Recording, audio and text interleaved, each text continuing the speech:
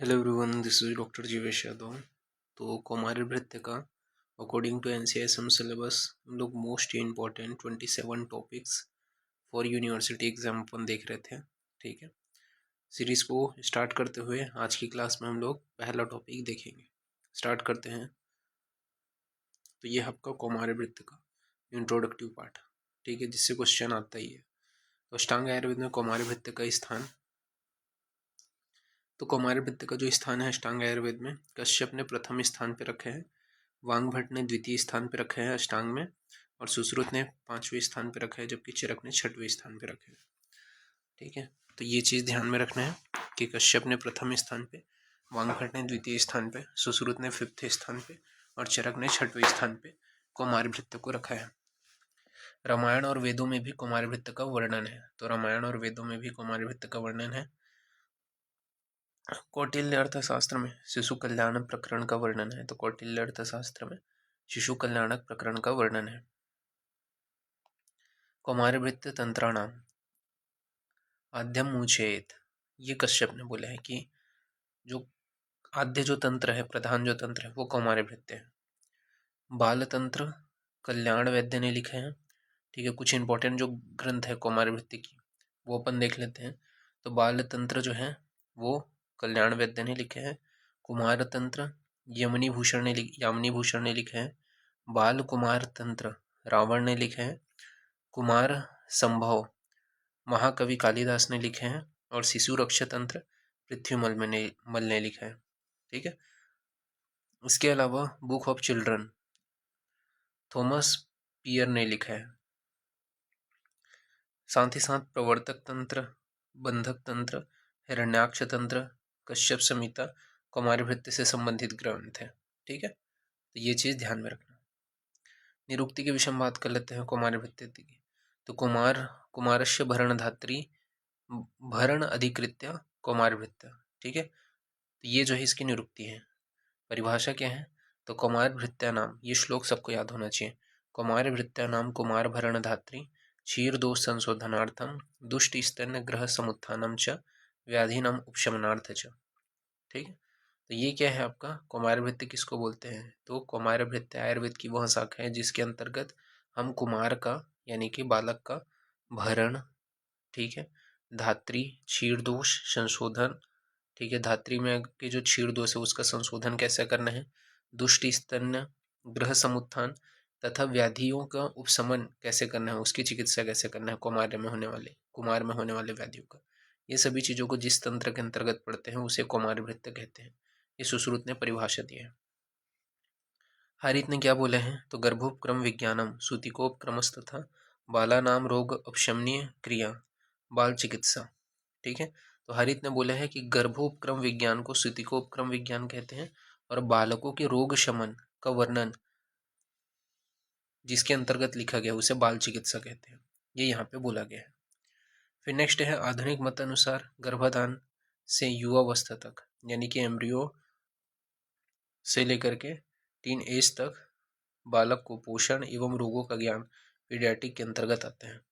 ठीक है, वय विभाजन के विषय में बात करें तो चरक ने बाल्यावस्था किसको बोला है? तो चरक अनुसार बाल्यावस्था अपरिपक्व धातु यानी कि 1 से लेकर के 16 वर्ष तक तथा विवर्धमान धातु 16 से 30 वर्ष तक बताया है। ठीक है, तो बाल्यावस्था में अपरिपक्व धातु 1 से 16 वर्ष तक होता है और विवर्धमान धातु 16 से 30 वर्ष तक होता है।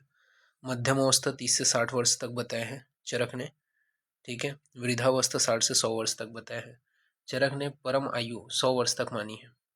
सुश्रुत ने बाल्यावस्था में क्षीरप कितने बोले हैं? तो क्षीरप 1 वर्ष तक क्षीरप बोले हैं।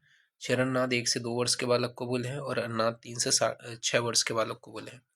तो बाल्यावस्था को 3 भाग में डिवाइड किया है सुश्रुत ने। क्षीरप 1 वर्ष तक, क्षीरन्नाद 1 से 2 वर्ष तक, अन्नाद 3 से 6 वर्ष तक। फिर मध्यम अवस्था को वृद्ध यौवन संपूर्णता तथा हानि इसमें डिवाइड किया है सुश्रुत ने।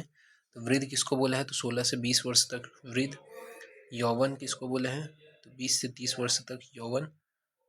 संपूर्णता 30 से 40 वर्ष तक बोला है और हानि 40 से 70 वर्ष तक बोला है। वृद्धावस्था के विषय में बात करें तो 70 वर्ष से मृत्यु पर्यंत तक वृद्धावस्था होता है। तो ये किसका हो गया? सुश्रुत का। फिर वांग भट्ट ने बोला है बाल्यावस्था, तो बाल्यावस्था 16 वर्ष तक बोले हैं, मध्यम 60 वर्ष तक और वृद्धा 16 से मृत्यु पर्यंत तक, सॉरी 60 से 16 मृत्यु पर्यंत तक, ये वृद्धावस्था माने हैं।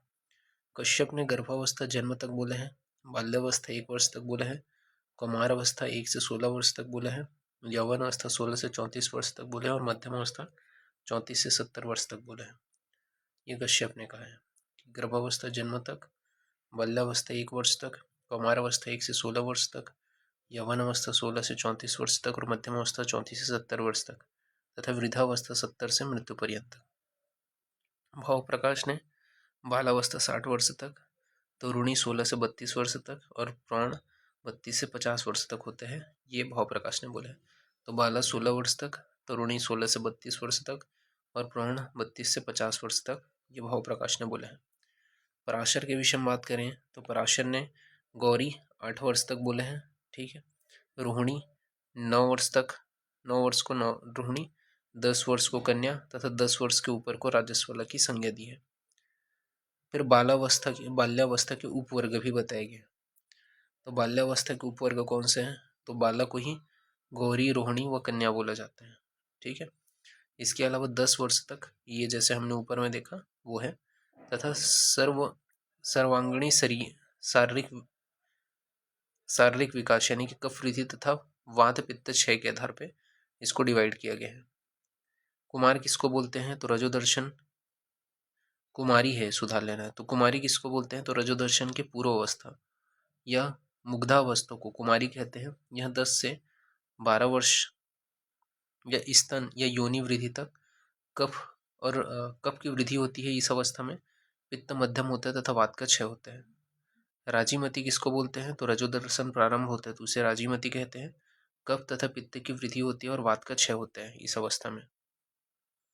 फिर बालावस्था में कौमार किसको बोलेंगे? तो 0 से 5 वर्ष तक उसे कौमार बोलेंगे। तो बालावस्था में कौमार 0 से 5 वर्ष तक, प्रौगण 5 से 10 वर्ष तक और किशोर 10 से 16 वर्ष तक बोलेंगे। फिर है एज डिवीज़न इन पीडियाटिक। तो एज डिवीज़न पीडियाटिक में बताए गए हैं, ठीक है। सब डिवीज़न एज डिवीज़न में सबसे पहले प्रीनेटर किसको बोलते हैं? प्रीनेटल। तो सब डिवीज़न में बताए गए हैं फर्टिलाइज्ड ओवम, ठीक है, एम्ब्रियो और फिटस, ये आपके प्रीनेटल में आते हैं। तो फर्टिलाइज्ड ओवम 0 to 14 डेज का जो होता है उसे फर्टिलाइज्ड ओवम बोलेंगे, जाइगोट जिसे अपन बोलते हैं। एम्ब्रियो 14 से लेकर के 3 मंथ तक और फिटस 3 से लेकर के बर्थ तक फिटस बोलते हैं। फिर नेटल, तो नेटल को डिवाइड किया गया है early neonate, late neonate, infant and toddler. तो अर्ली न्यूनेट कब बोलेंगे? तो बर्थ टू 7 डेज तक अर्ली न्यूनेट बोला जाता है। लेट न्यूनेट कब बोलते हैं? तो 7 डेज टू 1 मंथ तक लेट न्यूनेट बोला जाता है। इन्फेंट अप टू 1 ईयर बोलते हैं और टोडलर अप टू 3 ईयर बोला जाता है। फिर है स्कूल एज। स्कूल एज को भी 2 भाग में डिवाइड किया गया है, प्री स्कूल एज और school going age. Preschool age 3 से लेकर के 6 वर्ष तक अपन प्री स्कूल एज कहते हैं। स्कूल गोइंग एज 6 से लेकर के 10 वर्ष तक गर्ल में स्कूल गोइंग एज है, जबकि बॉय में 6 से 12 वर्ष तक बताया गया है। अडल्सन एज जो है वो 12 से 10 से 12 टू 16 से 18 ईयर तक बताया गया है। फिर जात मात्रा किसको बोलते हैं? तो जन्म के पश्चात जीवन की सबसे पहली व छोटी अवस्था उसे अपन जात मात्रा कहते हैं। तो जन्म के पश्चात जीवन की सबसे पहली और छोटी अवस्था को जात मात्रा कहते हैं। सद्योजात किसको बोला जाता है? तो जन्म से लेकर के नाभिनाल कटने तक का सद्योजात कहलाता है। तो जन्म से लेकर के नाभिनाल कटने तक सद्योजात कहलाएगा। नवजात किसको बोलेंगे? तो नाभिनाल कटने से दूसरे से चौथे सप्ताह तक उसे नवजात कहते हैं। तो नाभिनाल कटने से दूसरे से चौथे सप्ताह तक नवजात कहते हैं। फिर 3 टर्म्स ऑफ बेबी कौन से हैं? प्री टर्म, ठीक है, टर्म बेबी और पोस्ट टर्म। प्री टर्म किसको बोलेंगे? तो immature early born, preterm before 37 week gestational skin लेगवस हेयर, ठीक है। तो वही है कि 37 वीक के पहले अगर बच्चा इनमेच्योर जो बच्चा वो बाहर निकल जाता है, ठीक है, डिलीवरी के द्वारा, उसे अपन प्री टर्म कहेंगे। टर्म किसको बोलेंगे?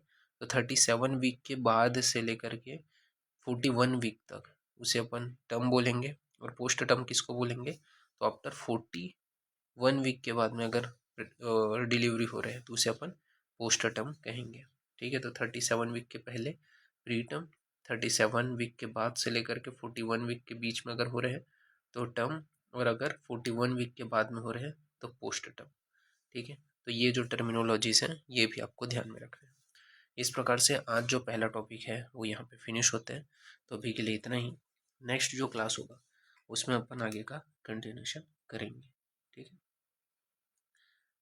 ओके, तो फिर थैंक यू।